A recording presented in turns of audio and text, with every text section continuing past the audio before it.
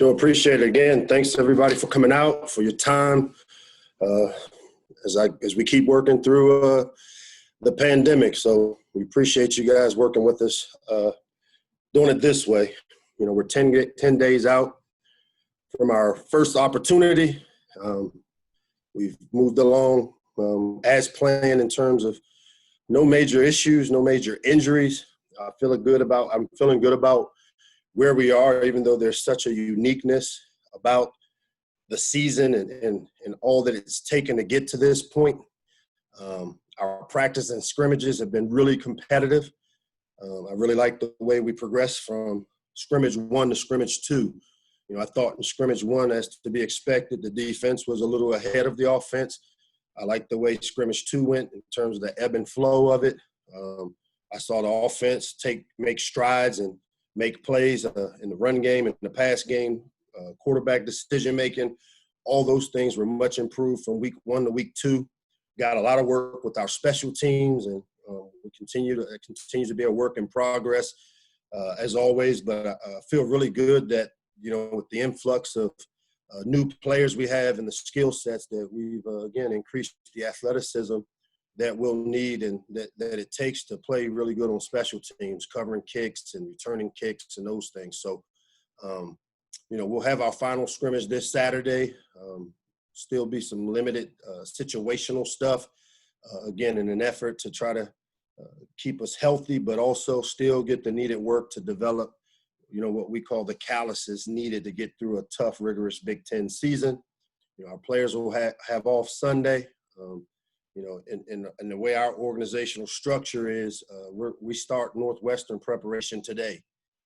So we'll steal 3 extra days in a normal week. We usually get, you know, a 5-day cycle, but we'll start Northwestern preparation today in terms of how we schedule and prepare. And I know our players are excited about, again, the challenge of playing a really good Northwestern team that we really respect at home. And for now, I guess I'll open it up to any questions you guys may have. Thanks, Coach. We'll start with Heather McDonough. Hey, Coach Locksley, you kind of alluded to it there, 10 days out, just obviously with everything that's gone on this off season. Can you put into words like the emotions for yourself and certainly for your team about actually having this game 10 days away, like so close, it's right there? Yeah, based off of how 2020's been for all of us, Heather, I am on pins and needles to get to the 10 days. I mean, we're not going to take it for granted. We're not going to assume that we've arrived. It's kind of like when you prepare to play a game, as we like to say, the hay's never in the barn until we kick it off. So I continue to remain very cautiously optimistic that we can continue to move forward with our preparation. It's great to have that target, again, as close as it's been in a long time with 10 days out, but we still have a lot of work to do in terms of preparation, but also, you know, obviously with COVID and all the things we've seen that have taken place throughout the NFL and in college to ensure that we get to play and have this opportunity. So emotions are excited about that it's 10 days away, the closest it's been, but also still, you know, really nervous that we continue to do the necessary things to ensure that we get this opportunity. Is it almost like you can't get excited until like you're actually there that day, just knowing how anything could go at any moment? As they say, man, 2020 has been a different year. So yeah, really tough to get overly excited about the future. And again, you know, you guys hear me say this all the time. We focused on today because again, we don't know what tomorrow brings. And 2020 has proven us right day in and day out that every day is a new day. So definitely cautiously optimistic, but am excited. And I know our team is excited that we're 10 days away when you look at the scheduling and the way we've ramped up. We'll go to Emily. Hi, Mike. Hey, Emily. I know obviously this year's very different and you're kind of joking that it's kind of a year 0.5, but historically new coaches improve a lot from year 1 to 2. I was just curious why you think that is, and if the kind of learning curve between 1 and 2 is different from 3, 4, or 4, 5, and kind of why that seems to be the case at various schools.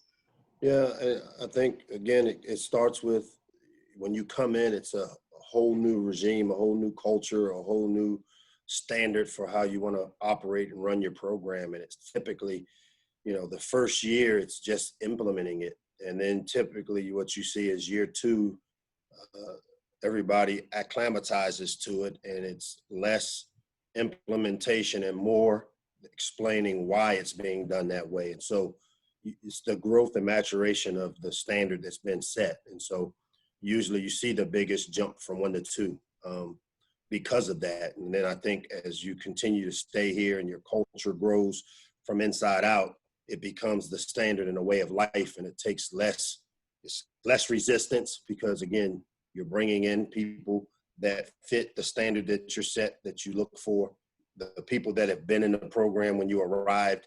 The trust factor has been developed, the time, which, you can't rush, time. It takes time for trust to build. And so I think the longer you're here, the less resistance you receive, especially from maybe players in the program that have done it a certain way for so long. So to me, that's typically why you see the biggest jump from 1 to 2, and then 3, 4, and hopefully 10 to 20 for me will, just be a matter of continuing to bring in the right kind of people, smart, tough, reliable, and then developing and making sure the culture that's created, it sets the standard for anybody that comes in and operates with the right kind of habits and behaviors.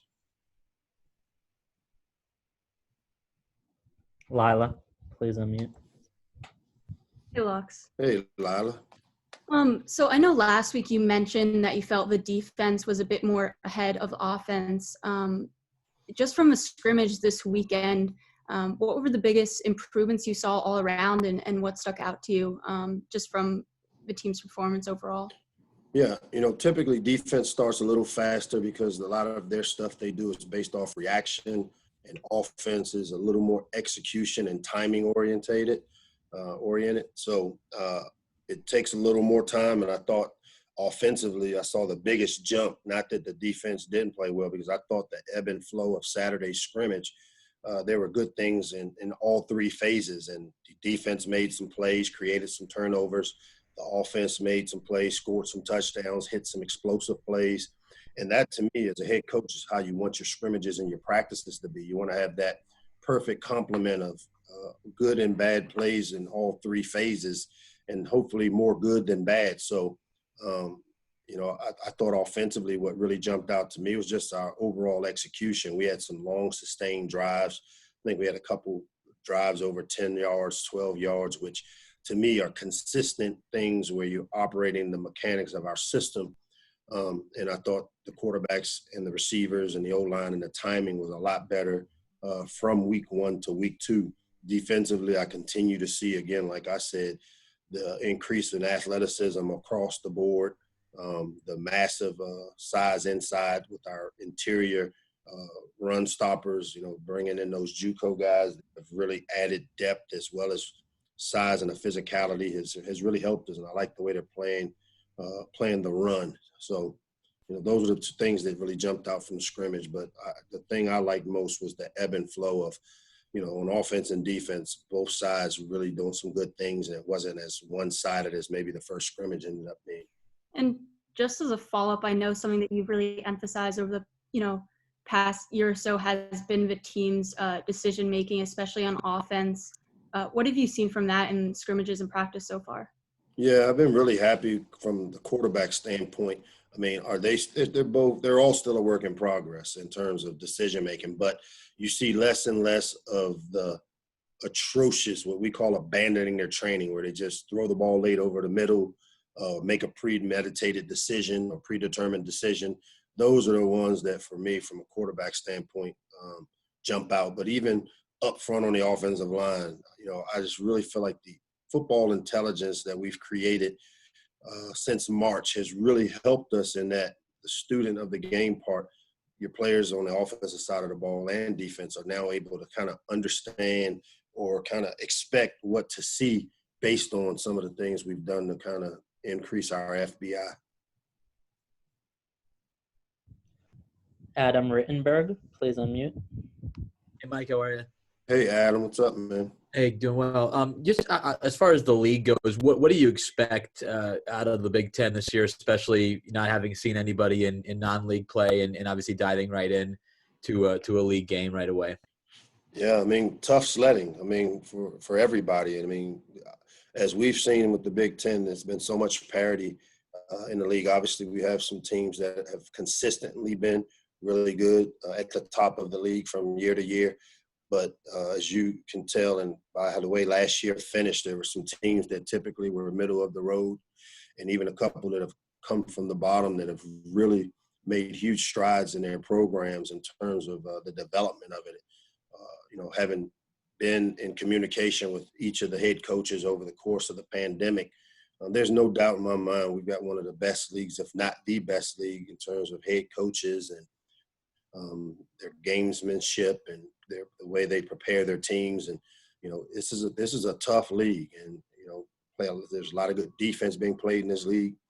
Offensively, we've got some creative coaches in this league that do some really good things offensively. So I know for me, I got a lot of respect. I've come from a couple different other leagues, and I've been in a couple different other leagues as well as in this one before. And there's no doubt in my mind, the Big Ten is well represented as a league that will have some really, really talented programs there at the end of the season. You mentioned the challenges as a first-year coach last year, whether it's a head coach or a new coordinator. I know you're facing a new OC week one. Do those teams have more of a disadvantage or an advantage in a year like this in your mind? I mean, I think we're all in the same boat because, one of the things you learn as a coach when you have this much time, sometimes you get too much time and you get really fancy and creative and you do a lot of projects and research and you make changes or tweaks to your system based on having a bunch of time. I equate it similarly to when you're preparing for a bowl game and you got 3 weeks of preparation time and instead of the normal 1 week, and all of a sudden you're doing research projects on your self-scout and what things you could do better. So we anticipate, like in most first games, whether there's a new coordinator or not, that there'll always be some wrinkles that you don't expect. And I think that's where, as a coach, you put a lot of pressure on your execution more than you do trying to stop their execution. And, if you focus on what you do and what you can do well and then get into the end game chess match and the adjustments needed to be made based off of what happens in the course of the game, then the thing plays itself out. Scott Abraham, please unmute. Hey, Coach Scott Abraham, ABC7, hope all is well. Scott, what's up? I don't know who the quarterback is yet. That wasn't going to be my question. It was going to be along those lines, but I was going to go easy on you today. All right, thanks. When you are evaluating your quarterbacks, what are some of the things you are looking for to determine a starter? Is there one thing that stands out that you have to see from that individual to be like, yes, he gets it, I feel most comfortable with him going forward as a starter? Yeah, one of the things, and again, like I said, having so much experience now, unfortunately, with dealing with quarterback battles and competitions, whether it was at my previous employment place, whether it was my time here with the quarterbacks that we went through, we have a metrics that we use, and to me, the one that jumps out that I kind of put a lot of stock into is the quarterback drive chart. We keep metrics on every live drive that we have for every quarterback during the course of what we would deem training camp, which for us ended yesterday. And then we also keep a third down efficiency stat on every quarterback. What the drive chart does for me is it shows exactly how many times, based on the amount of drives each quarterback has had, how many times they score. So you get a percentage of, scores on 48% of his drives. Well, the key to playing and being the starting quarterback is putting points on the board and moving the ball. So the quarterback that does the best job in the drive chart typically is the guy that does the best job of scoring points based on his percentages of drives that end in a score. It has a percentage of drives that end in turnover, drives that end in punts. And, for me, a punt is a good drive. When that drive ends in turnovers, then I'm a little concerned, especially if the turnover comes from the decision-making of the quarterback. So for me, that metrics really jumps out. We keep all the stats during the week of completion percentage, third down efficiency, obviously red zone efficiency. So but the one that I think really has proven itself to be kind of the tiebreaker for me has been how many and what percentage of the drives that they have. And we typically try to make sure that they have very similar amounts of drives that end in scores. And to me, that's what it's all about. To be a starting quarterback, your job is to score points, put points on the board, not have drives end in turnovers. So that one jumps out to me, Scott. Good question, though. It wasn't vague either. Thank you. Yeah. Oh, I'm normally vague? Just picking on you from last week. No. I deserve it. Alex Dacey, please unmute. Hey, Coach. Hope you're doing well. What's up, Alex? Good. I'm doing well. Thanks for asking. So let's talk a little bit about the defense here. I know you lost Keandre, you lost Antoine, a couple other big seniors, and you have a bunch of younger guys that have to step up into those big roles. So what have you seen from some of those younger guys like a Nick Cross? I know you were talking a little bit about Cortez Andrews like a week or two ago. What have you seen from them? And I guess what are you looking for? What have you seen so far? And what are you looking for going forward? I think the big thing, obviously losing the experience that we had with the guys like Antoine Brooks, and even though Keandre was here for just a year, he just had so much of an impact on our program with just how he went about his business. But we've got some experienced players. One of the things we've done, Ace Ely has played a lot of football. Chance Campbell has played a lot of football. Having Antoine Richardson coming back from injury has played a lot of football for us. So, we've got some key players in some key positions that we think because of their experience helps us. But then it's the influx to me. I think that you'll see the biggest change of the newcomers. And, Nick Cross, every game he played last year, as you saw by the end of the year, he was playing at a really high level. He got better and better. And to me, that's what building a program is all about. It's about, each and every player developing during the course of their time here. And I think you saw that with Nick, and we played a lot of young players, guys like, Levante Gator, who played and started a bunch of games as a returning player for us, and Deontay Banks, who started almost every game at corner. So, their game experience, though they're young, these guys got some tools in their toolbox from the experience they gained going through a tough first year last year. But then when you add guys like Mo Kite and Ami, our big interior defensive tackles who are JUCO guys, not your typical freshmen, been really happy with the way Tank Booker has come along. Lautez Rogers has had a great training camp and have been really pleased with, how he played this year, whereas last year he was a guy that really didn't do a lot for us. But to see just the maturation of him in our program will really help us in, adding players, like Jacorian Bennett to the corner position spot, getting Kenny Bennett back from injury. Not necessarily the impact players that have been around here doing it for a long time, but I think what you'll find by the end of this year, you'll see that some of these really talented players that are young in age, but maybe a little more longer tooth with experience because of going through playing a bunch last year, hopefully will benefit us. Thanks. Yep. We'll go to Dave Ginsburg. Hi, Lox. How are you?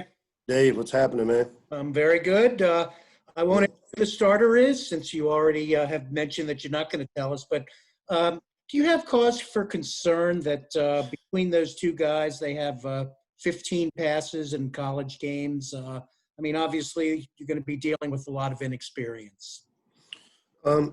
Yeah, I wouldn't say I have cause of concern because I've got a lot of confidence in our coaching staff that we'll have them prepared to do the things that they need to do to be successful.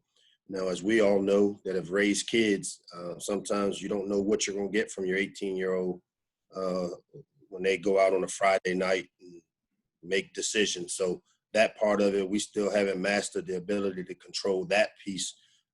But I think both of those guys, like I've said before, have really made huge strides in understanding our system. All four of them. I've been really pleased. I keep saying David Faust and Eric Nigerian are both, because of the expectation we have that with COVID, it's going to take from the number one player on our team to the number 110 player. That's been the challenge for me, is we've got to get them all prepared to play, because on any given day, we can get a positive test and, the game doesn't stop because one guy can't make it. And so I've been really pleased with the quarterback room and the job that Scotty has done with those guys in their preparation of understanding our system. And, for Lance, he's going through it a second time, being in year 2. For Leah, because some of the skeleton of it was still in place at Bama, and then transferring in, though we've changed a bunch of the names of what we call it, but the concepts are very similar. So it hasn't been a huge learning curve, but excited, number one, like I said, the talent level that both those guys have shown. And now it's just a matter of getting them the game experience. I've had to play freshman quarterbacks a lot. And so I've learned that nobody really cares that they've only thrown 15 passes in their careers, because come Sunday after the Northwestern game, you guys will be writing about, whether they played well or they didn't play. And you're not going to make excuses for me and say, well, he only had quarterbacks that threw 15 passes. Let's give old Locks a little break. So we're going to get them prepared to go out and play good, hard, smart, clean football. And hopefully the decision-making comes and they execute it the way they're taught to execute it. Put a little plug in there so you guys didn't, kill me too bad on some of these Sundays. We have time for 2 more. We'll go to Ed Lee. Like, I understand the sort of the mystery around naming the starting QB, but is there something to be said about identifying that quarterback so that he can build chemistry with his offensive line? Yeah, there is, and it has and will be identified. It's just we are not putting it out for public knowledge. As I said, we're starting our preparation for Northwestern today, and at some point here, the thing starts unfolding itself, and we've started making some decisions, but haven't officially done it just yet with the players. But I would assume after this Saturday's scrimmage, I'll have an opportunity to meet with the quarterbacks, sit down with them, go over where I see them, explain where they are, and then, move forward with just what you said, creating the timing. But we've done some things here the last few weeks to where both guys have done some really good things. But we will know, and our players will know, even if we don't announce it up until Thursday. We will have already started to create that chemistry that you talk about. How would you describe your comfort level with the offensive line as it's currently made up? I have a great comfort level in that the group has been much improved. My concern is we still don't have the depth that you're looking for, because that's the one position that you can't rush the growth. And so when you have true freshmen and you're too deep, that's the concerning piece for me. And we'll have that because of how we've recruited and because of some of the guys that aren't here anymore or graduated or transferred out. But as a whole, been really pleased with the development, of the top 10 guys, the top 10 O-linemen that we have really, really done a good job over the course of this, if you want to call it a training camp, of understanding what it is we want to get accomplished up front. One of the areas we put a big onus on is we've got to improve our pass protection. Gave up way too many sacks last year, and most of them weren't by scheme. Some of it was breakdown in fundamentals and techniques. And so we really put a big onus on developing and creating the skill set from a pass protection standpoint to effectively be able to take care of our quarterbacks. That's critical. Last question. This may be premature to ask, but do you view this offensive line as perhaps being an area of strength for the offense? I think it will be. I think it's a work in progress. As with anything, I think I've said before, I think the running back room and even the receiver room, because of some of the depth and experience we have, probably stands out. But the 3 starters that we kind of have returning up front have added like I said, Jalen Duncan as well as Spencer Anderson both playing a bunch of games, and then having Johnny Jordan back with us and what he's done and then Marcus Minor being a starter and now moving interior wise, I feel a really high comfort level with those four. And because of their experience, they're pretty close in terms of being one of the strengths. But I think right now in the receiver room, because of the skill and some of that experience of a Demas and a Jay Sean back, as well as Brian Cobbs and the influx of young talent, that room is really excites me. It really excites me as well. Thank you. Yes, no problem. For our last question, we will go to Dave Preston. Good afternoon, Coach. Thanks again for joining us this Hey, Dave. afternoon. Regardless of who is the eventual starting quarterback, you're going to be dealing with them, early and often. How do you feel your relationship with the quarterback position has evolved from when you were a position coach to now, then a coordinator, now a head coach? How do you feel you've developed as a teacher and a counselor? Yeah, that's been the hardest part for me. And not that I'm complaining, but, I'm a people person. I'm one of those guys that loves being in the meeting room, the camaraderie that comes with it. But I also know that you can't have a bunch of guys talking to the quarterback. We're running our system, the system I brought here, my system that I've run over the course of the years I've been a coordinator. Scotty has done a great job of interjecting some of his stuff, and together the philosophy, has meshed really well so far. But the relationship I have with both those guys, or all of them, is I'm going to always have my hands on the offense. I'm always be one of those guys that will be the extra eye, the extra set of communication to be able to say, hey, here's what I'm seeing. And it's worked really well. And I think both Leah and Lance understand that this is a system that I've run and know as well as anybody in our program. And I see myself as being more of a tutor in terms of assisting, Scotty and the job he does with them on a day-to-day basis. I'm that tutor that you bring in, or the cheat code, as I like to tell them, where, I kind of know it well enough to be able to skip a couple of the processes to say, this is why the ball goes here. And, I think the longer Scotty and I are together and the longer I'm around these quarterbacks, which, to have Lance back for year 2, to be back reunited with Leah. Eric Nigerian is in the system for year 2, and we've been really happy with David Faust and the job he's done as a walk-on true freshman. I see myself as a quarterback guy, a guy that can help assist Scotty and the offense as much as need be. And that's the role I'll always play while I'm here. This is Maryland's offense, and as long as I'm here, I'm going to be involved with it, whether it's shaping it, whether it's interjecting and helping with, making a call or two here or there. But it's worked really well. And switching fields, last year's pass rush generated 21 sacks. That was 13th in the Big Ten. What do you see this fall that gives you confidence the pass rush will be better, especially against those huge offensive lines you guys are going to face? Yeah, I think the big thing is the athleticism that we've improved. Last year we had a guy like Keandre Jones as our leading pass rusher. And as you see, Keandre wasn't an imposing size guy. He was more of a twitchy, explosive power guy. But we feel good with the addition of, Joe Bolabatelli and Lautez Rogers coming on, and been really happy, having McCullough back healthy to be able to add to the pass rush. Some of the young, talented players, Frankie Burgess jumps out as a guy that's really done a good job and shows that he'll have some pass rush ability. But also I think some of the scheme, as with every year we look at what we do, and I've been really happy with some of the new nuances of our defensive system and scheme that John Hoke and the staff have put together. That's a major difference from maybe what we looked like last year, that I think will give us some advantages, hopefully, to be able to disrupt the quarterback. Because, to me, the college game is all about disrupting the quarterback.